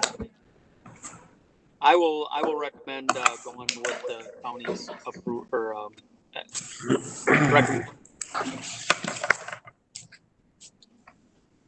No second. Okay, Moore makes a motion, Chafee seconds. Any discussion to go Brian? to go with no change as recommended by the assessor? All in favor, say aye. Aye. Opposed, no. Aye. Any noes? That passes. Okay. Okay, so we'll move on Dawson. to Denton Dawson. He's in POKEGAMA Township on Sunset Trail. He is appealing parcel 285009000. That is the lot highlighted in light blue. He also owns the cabin and the second structure just to the north of that, 5008. In 2020, his value was 27.9. For next year, it jumps to 58,000. This is the reasoning. This lot, along with other vacant lots that are next to a primary lot with either a house or a cabin on it in this area, were valued as non-conforming lots, and thus the site value was dropped to 25%. We contacted Pine County Zoning Office in POKEGAMA Township, and we were directed to the POKEGAMA Township Zoning Ordinance 6.1.1, which indicates these lots can be sold separately. They are grandfathered in and they are considered buildable sites. Based on this information, a full site value was given to the vacant parcels in this area. So he wasn't the only one that saw an increase. They all were looked at and increased. He contacted our office. He spoke with both myself and to the appraiser for POKEGAMA Township regarding the increase, and this information was relayed to him. It was suggested to him that he could combine his two lots, but he said he would never do this because the property has much more market potential being two separate lots. Trying to argue. Mr. Dawson saw the increase in his value because it is a buildable lot that can be sold separately. So once again, I am recommending no change. Mr. Chair? Yes. Just for the record, how long has it been non-conforming and how long has it been getting that break? As far back as I can go. I went back I can look in the system to 2011. And I know it's probably been longer than that. So then, my second question is, does that qualify as that was a mistake or is it a correction? Because there were notes in there, and who knows what information they had back in the day. So, I mean, you know, Molly not only went to our zoning, she went to POKEGAMA Township, who does their own zoning too. I mean, she really did her research on that. Okay, yeah, so I know, but people have a thing, if it goes up more than a certain percentage, if there's an error of some sort, that would make, you know, it's a pretty big jump, right? Right. So that's what I'm going, that's what I'm trying to. But he also would give us an answer to what he thinks he could get for it. Because if he was concerned about the tax, and if he wanted to, he could combine those two. And that would take away a lot of value, but he's not willing to do that. I understand. Yeah. Okay. Mr. Chair. Yes, go ahead. So my question is if he combined the lots while he owned them both, can he combine them when he wants to sell them, or is it non-conforming? He wouldn't be able to split again. So I guess that's my question, or is that too far in the weeds? Okay. I think he would have to contact POKEGAMA Township, right? Troy, do you have? I would think so, but we have a shoreline ordinance, and isn't that the governing factor here, where you have to have 75 feet of length? But this, let me pull up the ordinance, the county ordinance. Yeah. I think for POKEGAMA, I thought it was 75 feet. I mean, this lot's only 60, but it's great. We do have. Yeah, because it's so old. Right. So I would think if he combines it. Right, he could might have. have some issues splitting it back out, which probably is why he does not want to combine it. Exactly. He knows. Yeah, I don't know what happens with the ordinance and the grandfather. That's. Sword Lakes. Yeah, as long as, once he combines it, this is David, once he combines it, he cannot later create a lot that doesn't meet existing zoning. Exactly. Then he'll never be able to divide it again. Be able to. That's why he's not. The grandfather is good until he makes it one. Right, because he keeps them separate. Sell them separate and get more. Yeah, that's what I was curious on, and that makes sense, and that's why I just want a clarification on it. Thank you.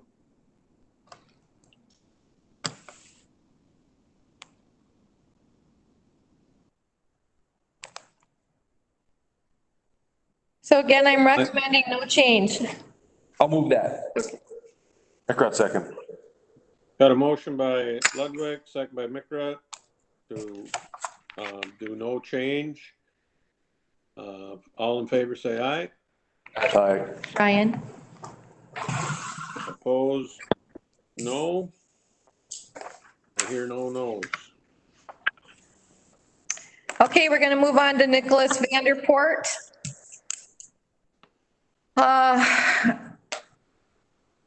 He is in Nickerson Township on Dahlgren Road, 4.5 acres. His 2021 value currently is at 152.3. Here's a couple of photos. I apologize. It must have been very cloudy and stormy that day, but these are photos of the front and back of his house. He's got a walkout Rambler. He appealed his value last year. He bought the property in July of 18 for $137,000. After physically inspecting his property for the 2019 Board of Review, his value was decreased to $133,700. The decrease was based on adjusting the overall condition and remodel of the home and correcting the bed and bathroom count. The appraisal that was prepared for his sale and mortgage was dated in 18 and stated an opinion of value of $140,000. However, the Carleton County properties used as comparable sales were manufactured homes and not stick-built. Mr. Vanderpoort told us the appraisal had been corrected or amended, and it was increased by $2,000 to $142,000. However, no copy has been provided to us for review. However, one thing I want to point out on this one is that based on the county's notes regarding his basement finish, I do recommend a $3,200 decrease in his value to $149,000. Otherwise, no other change is recommended. So I don't see anything wrong with our value at where it's at, but I would like to see his basement finish decreased by that $3,200. So that would put his value at? 149. And he thinks it should be at 142? He wants it to be at the appraisal, at the appraised value. But his appraisal used all Carleton County comparables. They compared his house to manufactured homes. And even when that was pointed out that was incorrect, they only raised it $2,000 for. So I'm not even sure what they used for comparables. So we feel that 149 is a fair value for what he has. I would go with the county's recommendation on that. I'll make a motion.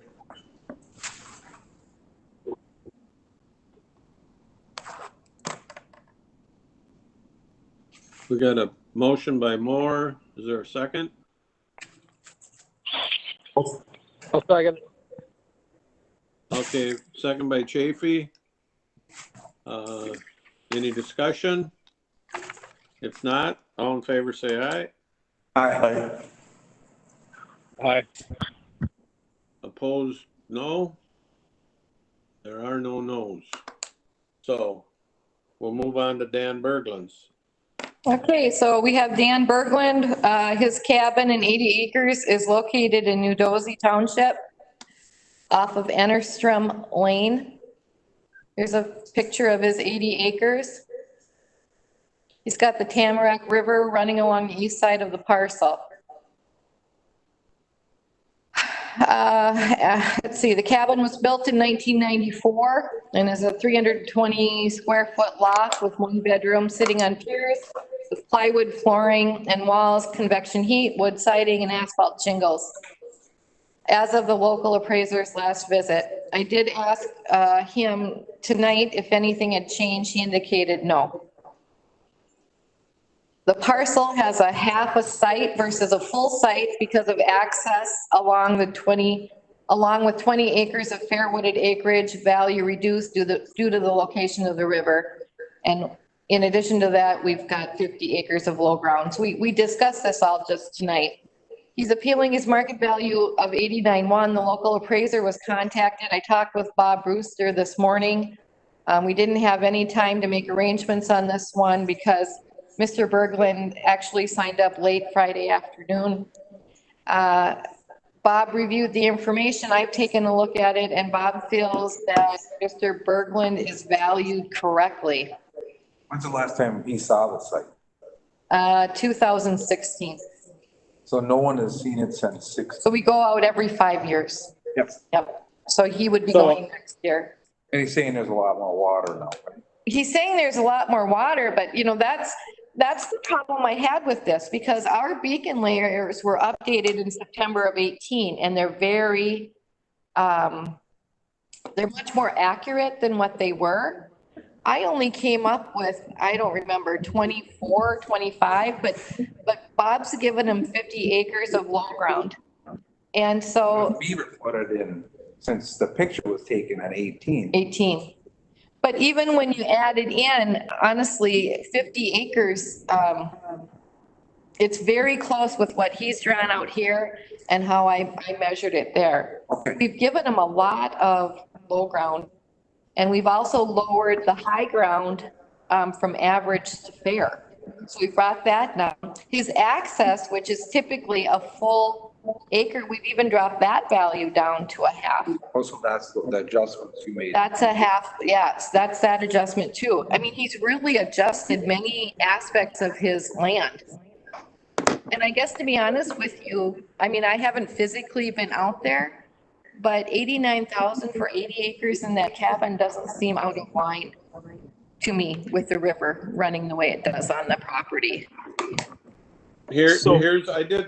I do have a couple of questions, but yeah, go ahead. I did some quick math, and we value swampland at $4.50 an acre. Is that right? Let me look here. We have it as 50. It's 350. 350. Mm-hmm. Okay, then my math is off a little bit, but still, that would put the remaining 30 acres of highland roughly at the 2,000 acre or 2,000 per acre range, which maybe is not out of line if the rest of it's valued at 350 and 15,000 on the cabin. You know, I think I think it's pretty He close. said 15 on the He cabin. said 15. We have 18. But this is a Yeah. point I want to point out, he's got a half adjustment on the SA, but on the front feed, Kelly, if I was doing it, I make those match up. And I don't think we're consistent with that. Troy? I guess if the front footage there's something wrong with the front footage, would be the only time that I would be adjusting it. Is that the river part you're talking? Yeah, the river part. Are you familiar with the river? Yeah, I'm familiar with this country. I trapped beaver up there before. He's got a beaver you can trap for him. Because that land value has not been adjusted. Bob hasn't adjusted that. And so that's given full value there. So are you familiar with his parcel? No, not that area. None of the last years, but I know it's time for the beaver to move back in there from when I was there because of regrowth. I do have a question on the beaver.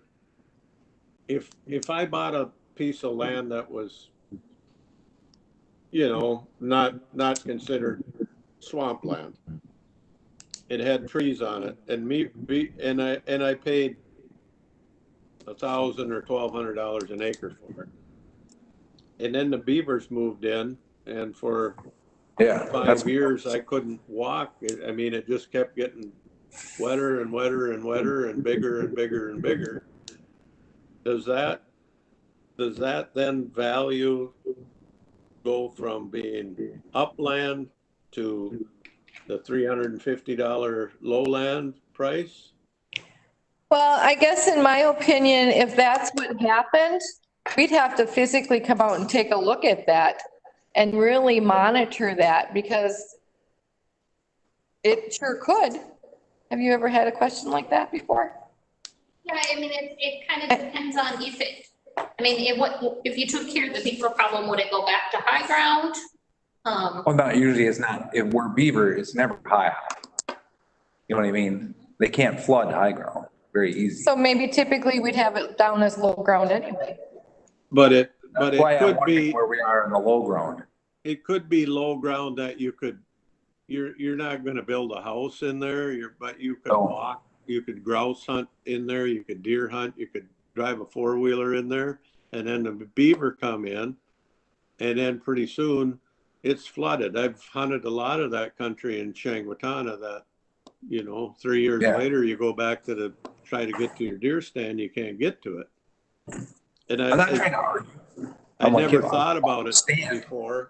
Because it is low. There's a lot of low up there. Right. And so, what's running through my head is, what is Beacon showing for low ground? It would be great to have someone who's physically out there. That's why I asked. And then let's compare it to Beacon and see if we line up.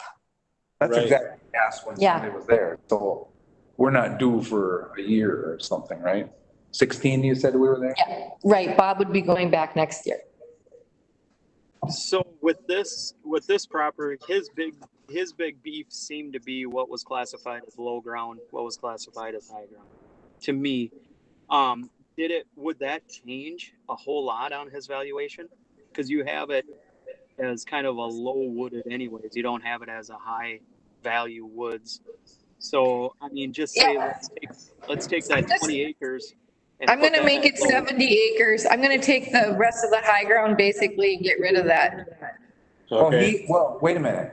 And I'm just gonna see do where it. I'm just throws you at the valuation. It only dropped it down to 76. Okay. Josh, in that one picture with this cabin, you can see there's a Norway pine. That isn't going to grow in low ground. So there's some chunk of high ground there. And he said the high ground it's really nice, he said. Yeah. The high ground is high, and that's really nice. The question is there 60 acres of low swampy ground, or is there 50 or 30? 60, 20. I don't know. I don't know how it lays out. I can't tell him. Map that he provided, and can you measure it based on his map?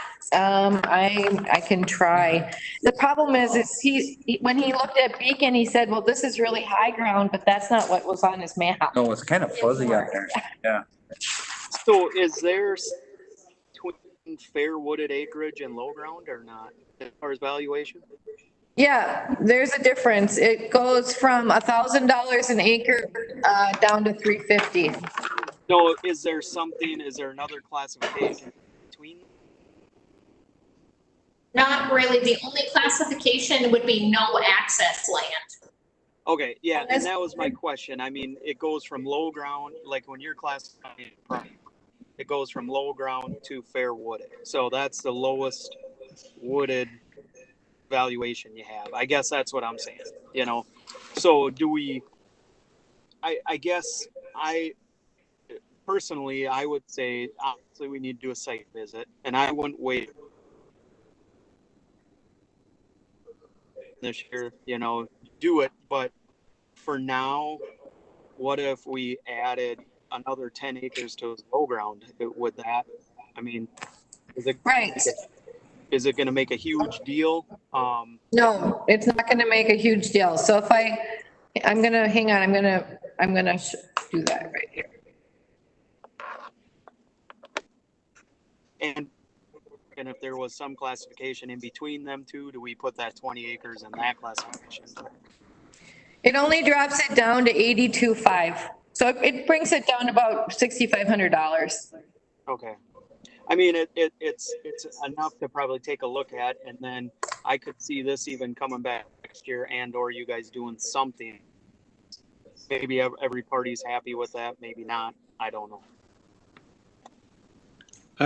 Is that a recommendation, Josh? Yes, I would make that recommendation.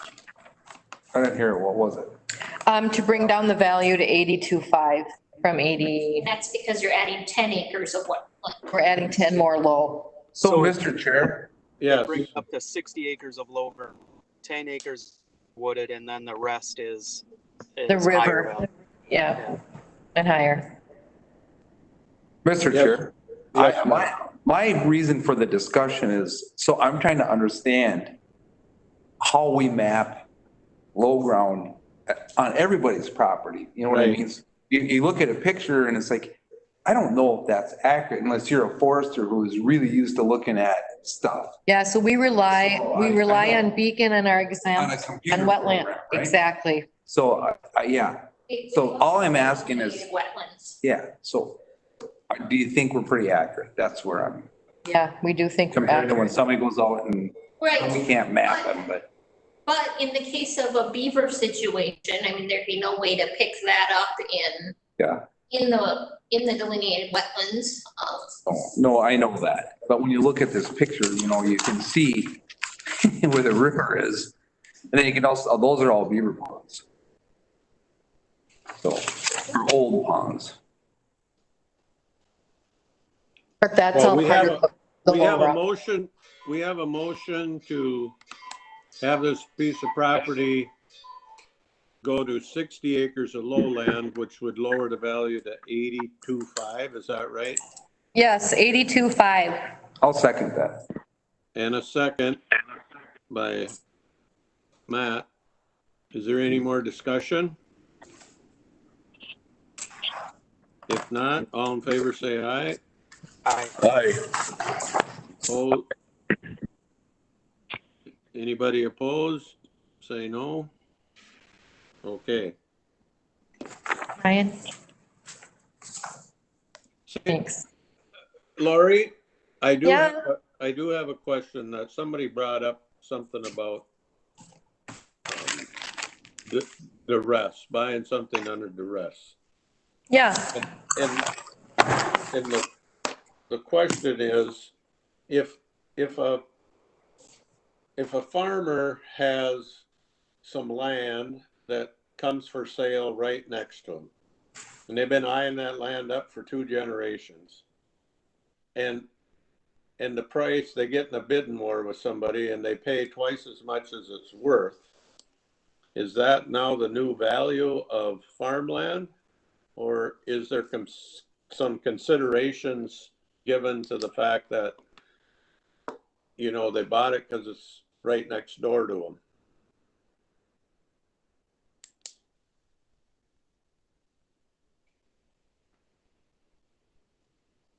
Everybody went quiet. Can you hear me, Steve? You. Can you hear anybody else? No. No. Can you hear? Whoop, they're spinning and spinning and spinning. I see that.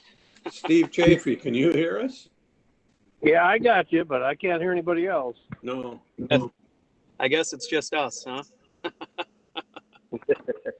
So I've lost everybody about 3 times. Yeah. I did too.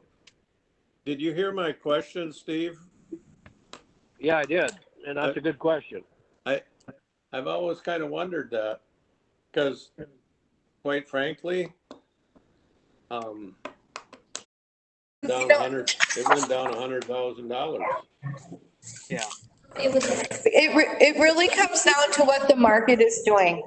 And so we don't punish the people by keeping it up. We follow the market, so. I know, so then we're 2 years behind if it. Exactly. Here. And that's a problem we're gonna have. I Is know. when the market starts coming down, they're gonna be complaining or appealing because it takes us 2 years to. Yeah. Mr. Well, don't Chair, I tell have my- one more. Everyone's Don't tell trained. I always tell my kids it's because all the toys they leave in the yard. So. Somebody, well, you guys will know. So where are we with Walmart settlement? And is there anything else surprising us? No, Walmart filed statewide, so they did this a couple of years ago. Nothing else is coming? No, I don't get too excited about the Walmart deal just because the Ramsey counties and the Hennepin counties will take them on and then we'll just follow suit. Right, that's what I learned, so I was happy to hear that. So we'll let the big guys that have the money. Take on Walmart.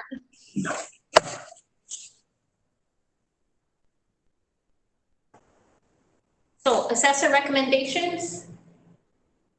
Ryan's got them up there. Do we have? Oh, do we read them off or I thought? We don't have to read them off necessarily. Are Steve and, they're still there, okay. So on the email today was provided the list of recommendations that. Of course, we had more this year because of the pandemic. We weren't able to go out and do the reviews that we typically are able to take care of prior to local boards. So there were a lot of no changes made at local boards. That's why you're seeing so many on this form this year. Because I didn't want the assessors, the appraisers going out until after Memorial Day, until we had more information on what we could or could not do. So we had to get a little creative with how we reviewed the home.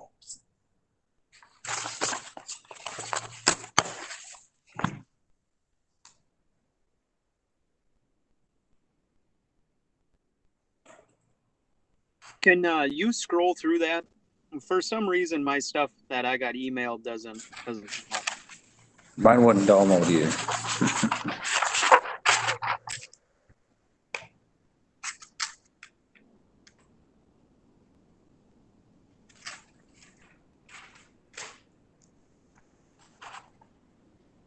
So what is this basically saying? They're all no changes?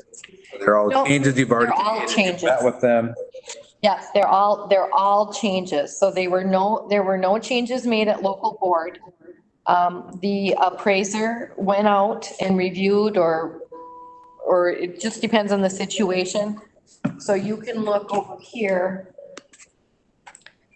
Like this one, it'll tell you the reason and it gives you the amount. Sure. So, and these people have all been made aware of this, and if they would be Yes. here, they would be here.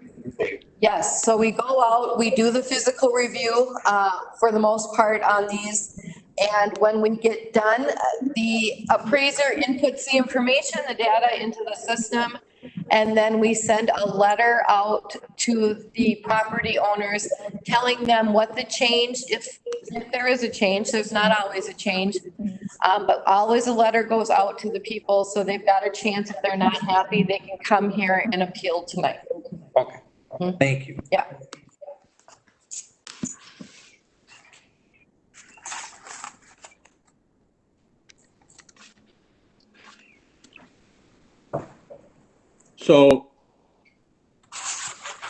So it's not always a guarantee that your value is going to be decreased just because you're appealing your value. As you can see, there are 3, I believe, parcels here that their value actually increased. It's our goal to fairly appraise and assess your property. So that doesn't mean just because you appeal, we're going to lower your value.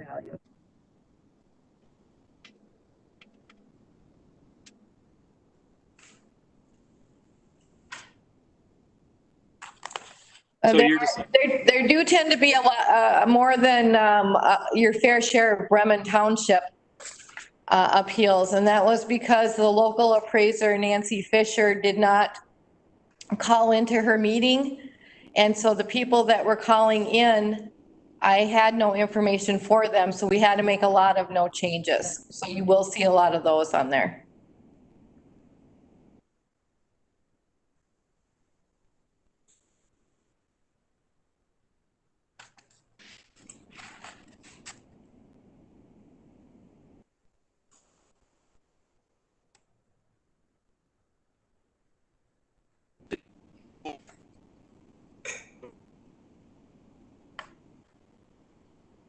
Steve?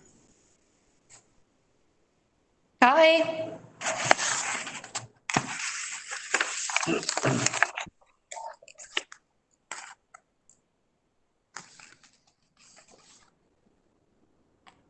are we all still?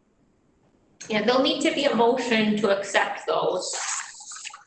I'll move that. We have a motion. Do we have a second? I'll second it. Any discussion, questions? If not, all in favor say aye. Aye.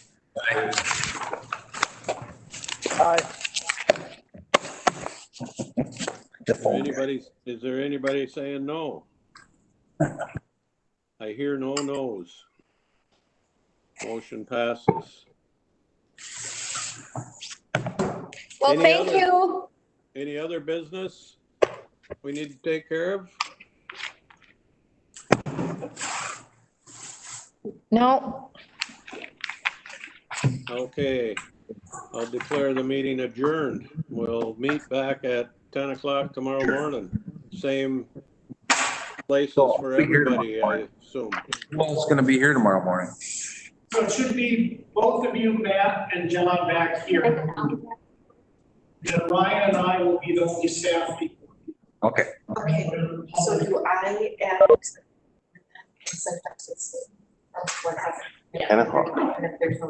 We seem to have some technical difficulty tonight where we lost the Pine Government Center occasionally.